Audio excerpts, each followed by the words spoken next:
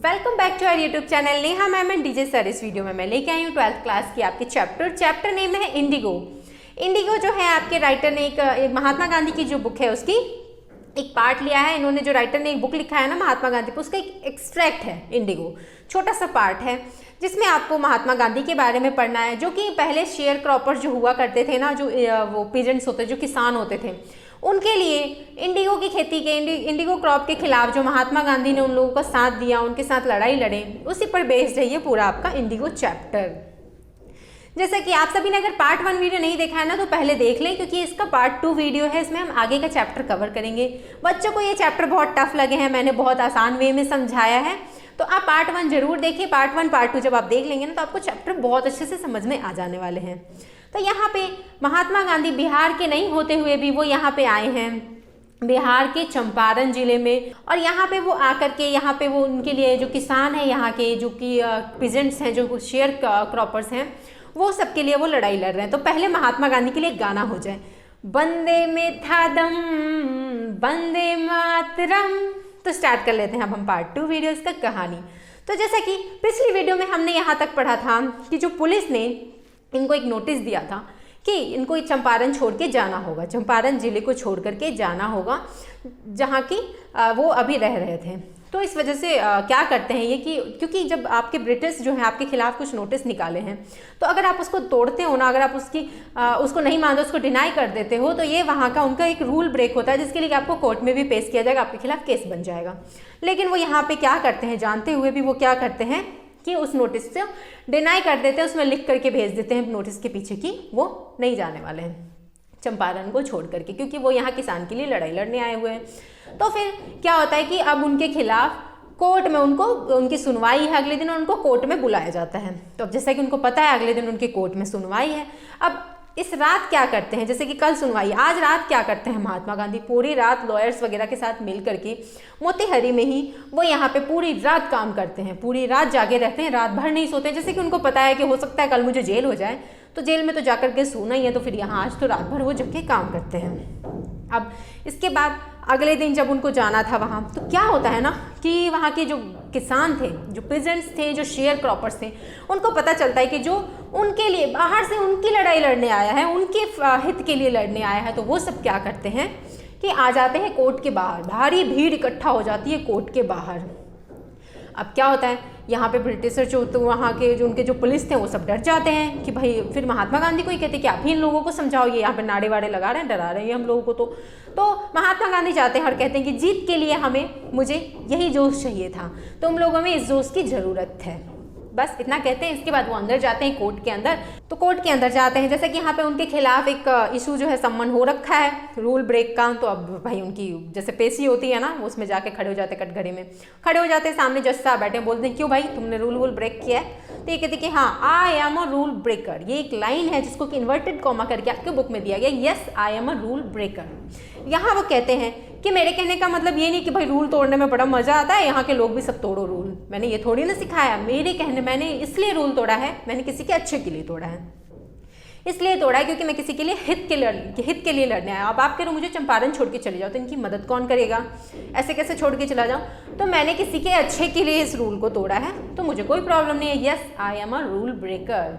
अब जैसे कि महात्मा गांधी जी कहते हैं कि yes I am a rule breaker, तो फिर यहाँ पे जज साहब भी कहते हैं कि ठीक है, आपको अभी 2 घंटे का समय दिया जा रहा है, 2 घंटे बाद फिर आपकी जो सेंटेंस है ना, जो सुनवाई है आगे की, वो होने वाली है, होगी।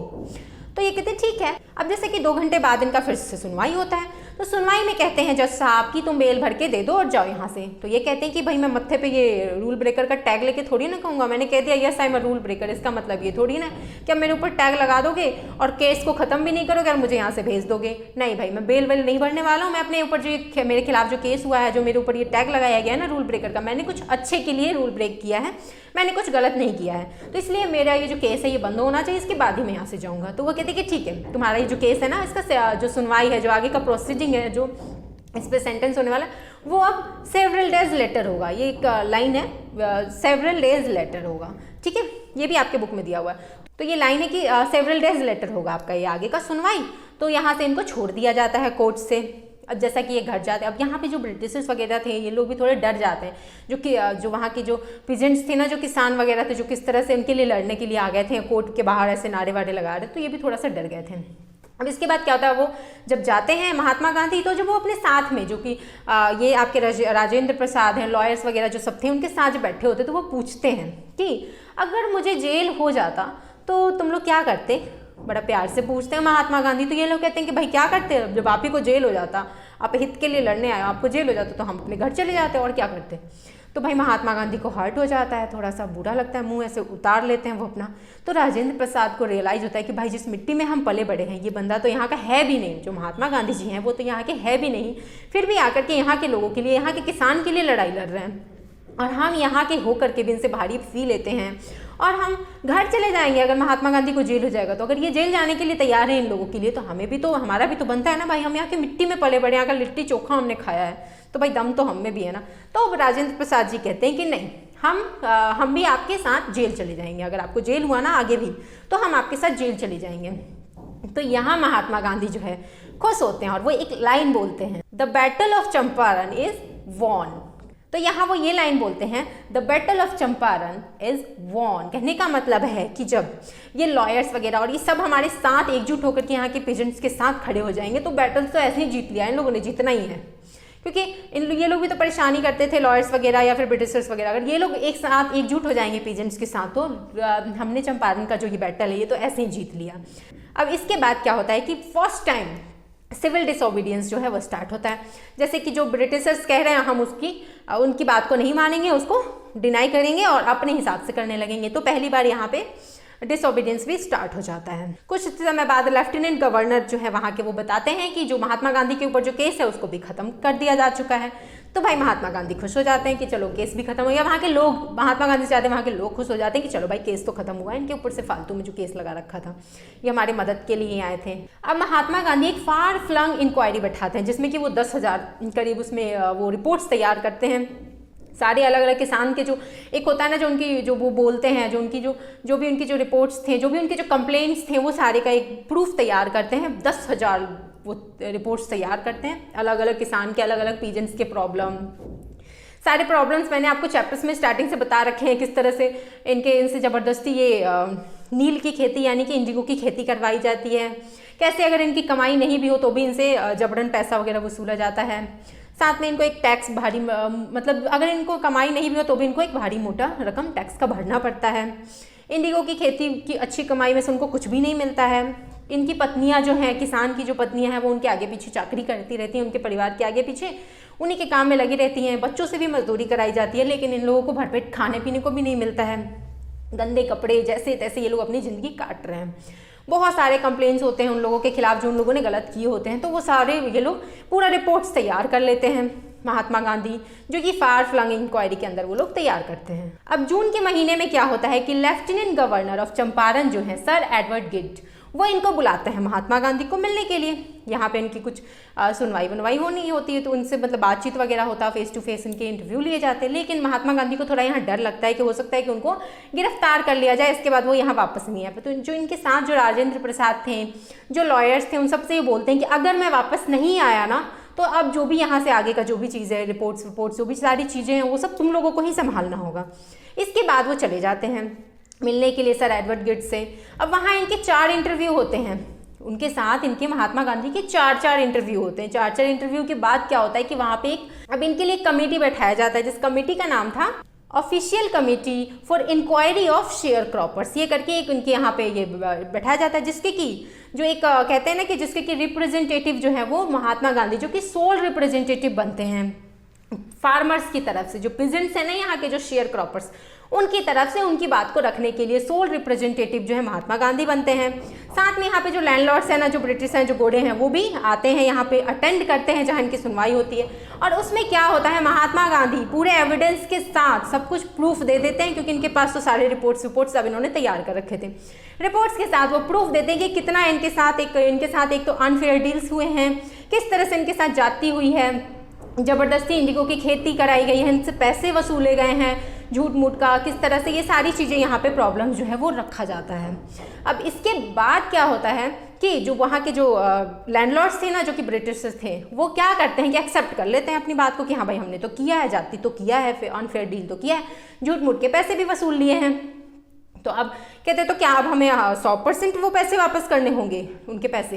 तो महात्मा गांधी के नहीं भाई, इनको पता है 100% तो तुम करोगे नहीं, 50% दो। महात्मा गांधी कहते हैं 50% दो। तो वह कहते हैं कि नहीं हम 50% नहीं देंगे, हम 25% देंगे। तो महात्मा गांधी कहते हैं कि ना से हाँ भला भाई 25% ही दे दो। अब वो लोग तैयार हो जाते हैं और 25% जो पैसे थे वो दे देते हैं। तो अब यहाँ के जो पीजेंट्स थे वो कहते हैं कि तो अनफेयर हो गया ना हमारे साथ, कि हमारे 100% पैसे वापस करता, 25% ही किया है। तो महात्मा गांधी कहते कि भाई तुम इनके अंडर में काम करते थे, 1% भी निकलवा सकते थे क्या तुम लोग? मैंने 25% निकलवा दिया, अब क्या? वो उन लोगों ने बार्गेनिंग कर ही लिया, 25% तो दिया कम से कम। और साथ में ये भी हुआ है कि तुम लोगों के ऊपर जो एक यहाँ पे जो इतना जाति हो रहा था ना, तुम लोगों को खुद के फ्रीडम भी तो मिल गए। इनके जो राइट्स थे वो सब इनको यहाँ पे मिल जाते हैं, जो भी इनके राइट्स थे यहाँ के पीजेंट्स के। साथ में जो इंडिगो की जो क्रॉप थी ना, इंडिगो क्रॉप, उसकी जो खेती थी उसको बंद करवा दी जाती है, यहाँ पे बंद हो जाता है। इंडिगो की खेती बंद हो चुकी है। उसके बाद क्या होता है, सब भाग भी जाते हैं क्योंकि खेती वेती इंडिगो की बंद हो गई है। अब किसान जो है इनके राइट्स भी इनको मिल चुके हैं, फ्री हो चुके हैं ये उन सब चीज़ों से। अब क्या होता है कि अब महात्मा गांधी तो 2 दिन के लिए आए थे ना, और अभी उनको 7 महीने हो चुके हैं यहाँ पे। तो आप खुद सोचो कि वो 1916 में जो उनसे मिला था, वहाँ से अब 1917 हो चुका है और यहाँ पे आकर के अभी 7 महीने लग चुके हैं इनको यहाँ रहते हुए। अब इसके बाद सोचते कि भाई महात्मा गांधी सोचते कि भाई इतना सारा काम तो कर ही लिया, इन लोगों के लिए जो हित में करना था वो सब तो कर दिया, थोड़ा घूम फिर लेते हैं। एक्चुअली में घूम फिर नहीं लेते वहाँ के वो लोग, वो सोचते कि हालात वालत देख लेते हैं। तो जब वो देखते हैं यहाँ सैनिटाइजेशन की बड़ी दिक्कत है, मतलब साफ़ सफाई नहीं है। साथ में वो देखते कि एजुकेशन सिस्टम भी यहाँ का बहुत ख़राब है, मेडिसिन की भी कोई जुगाड़ वुगाड़ नहीं है, बहुत दिक्कत में रह रहे हैं ये लोग। तो वो सोचते हैं कि नहीं, इनके लिए इतना करना तो ये सब चीज़ें तो करना बनता है। फिर इसके बाद वो क्या करते हैं, बॉम्बे पुणे से हेल्प मांगते हैं। इसके बाद यहाँ सैनिटाइजेशन में करते हैं, जैसे कि यहाँ पे ट्रेंच हुआ करता था। जैसे कि पहले के टाइम में क्या होता है, अब तो हम लोग क्या बाथरूम यूज़ करते हैं ना, पहले के टाइम में क्या बाथरूम नहीं होता था, गड्ढा करके उसको यूज़ किया जाता था। और वो गड्ढा जो है उससे बहुत स्मेल आ रहा था। तो महात्मा गांधी कहते पुराने गड्ढों को बंद कर दिया जाए ताकि उससे बदबू ना आए और नए गड्ढे बना दिए जाए। ट्रेंच जो है उसको ट्रेंच कहते हैं, ट्रेंच बनवा दिए जाए साफ़ सफाई के लिए। फिर उसके बाद क्या होता है, सैनिटाइजेशन के बाद फिर होता है कि, और साथ में एक बात और बता दूं कि इनकी वाइफ जो कस्तूरबा गांधी थी वो भी आती हैं मदद के लिए, क्योंकि औरतें अपनी प्रॉब्लम्स तो एक फीमेल से ही शेयर करेगी ना, तो इस वजह से कस्तूरबा गांधी भी आती हैं। इसके बाद क्या होता है कि यहाँ पे एजुकेशन के लिए भी वो बहुत कुछ करते हैं, टीचर्स हायर करते हैं, स्कूल्स वगैरह खोले जाते हैं यहाँ पे। इसके बाद वो मेडिसिन के डॉक्टर्स को भी हायर करते हैं, कुछ मेडिसिन भी इनके लिए बनवाए जाते हैं। 3 मेडिसिन जो हैं वो इनको दिए जाते हैं, इनको रिकमेंड किए जाते हैं। तीनों मेडिसिन के आपको नाम हमेशा याद रखने हैं, जो कि आपके एग्जाम में कभी भी आ सकते हैं। पहली मेडिसिन जो कि अगर किसी को कोल्ड होता है तो वो दिया जाएगा, उसका नाम था कैस्टर ऑयल, पहली मेडिसिन। दूसरी मेडिसिन जो है उसको वो अगर किसी को मलेरिया हो जाता है तो उसको दिया जाएगा, मलेरिया के लिए जो दिया जाएगा वो होगा कैनाइन प्लस कैस्टर ऑयल। तो अब तीसरी दवाई जो थी वो अगर किसी को भी स्किन से प्रॉब्लम है तो उसको दिया जाएगा। तीसरी दवाई का नाम था ऑइंटमेंट प्लस कैस्टर ऑयल। तो ये 3 दवाई जो इनके लिए रिकमेंड कराए जाते हैं ताकि इनको प्रॉब्लम्स जो है थोड़े कम हो। इसके बाद क्या होता है कि जो महात्मा गांधी की पत्नी थी वो वहाँ की महिला से भी मिलती हैं। तो महिला के देखते कपड़े बहुत गंदे हैं, बड़ी गंदी हालत में रहती हैं। तो वो बताती हैं, जो महिला घर ले जाके दिखाती है कि हमारे पास कबर्ड नहीं है कपड़े रखने के लिए। फिर उसे ध्यान आता है कि भाई कपड़ा ही एक ही है, तो कबर्ड का क्या करेगी, कपड़ा फिर बताती कपड़ा ही एक ही है। तो वो कपड़े से तो एक ही कपड़ा आप डेली पहन रहे हो, खेती वेती कर रहे हो, सारे काम कर रहे हो, तो गंदा तो हो ही जाएगा ना, उससे तो बदबू ही आएंगे ना। तो इस वजह से इतनी गंदगी में है। तो ये सारी चीज़ों को महात्मा गांधी धीरे धीरे यहाँ का सॉल्व करते हैं, सारी इनके प्रॉब्लम्स को सॉल्व करते। एक तरह से कह सकते हैं कि यहाँ का पूरा वो सोशल इकोनॉमी जो है वो पूरा चेंज कर देते हैं। कह सकते हैं कि यहाँ का महात्मा गांधी जो है पूरा सोशल इकोनॉमी को ही चेंज कर देते हैं। बहुत कुछ इन लोगों के लिए करते हैं महात्मा गांधी। अब यहाँ महात्मा गांधी कहते हैं कि हमने ब्रिटिशर्स को बता दिया कि जो हम भारतीय हैं ना, मतलब जो हम हैं, हम इनके कोई गुलाम वुलाम नहीं हैं, हम फ्री हैं। फ्री इंडिया तभी होता है जब हम खुद अपने मतलब बिना डरे ऐसे खड़े हैं आज, और आज हम अपने लिए कुछ कर रहे हैं, तो हम फ्री हैं इनसे, हम इनके कोई गुलाम वुलाम नहीं। हमने ये ब्रिटिशर्स को तो बता दिया, फ्री इंडिया में हम हैं, हम बिल्कुल फ्री हैं। इसके बाद क्या होता है, एक इंग्लिश मैन है जो कि नॉन वायलेंट है, जो ये सब मारपीट वगैरह इन चीज़ों को सपोर्ट नहीं करते हैं, उनको भी महात्मा गांधी पसंद है, इनके अच्छे वो कहते हैं ना फॉलोअर हैं। तो वो आते हैं मिलने के लिए। उनका नाम है चार्ल्स फ्रेड एंड्रयू, जो कि अभी फिजी आइलैंड जो होता है ना वहाँ उनकी ड्यूटी है। तो उससे पहले वो यहाँ मिलने आए हैं महात्मा गांधी से। बड़े अच्छे हैं, बड़े शांत स्वभाव के हैं और नॉन वायलेंट हैं। महात्मा गांधी से मिलते हैं, बहुत अच्छा लगता है, वहाँ सबको भी अच्छा लगता है। वहाँ पे उनके साथ राजेंद्र प्रसाद भी थे और भी बहुत सारे लॉयर्स वगैरह और बहुत सारे लोग थे।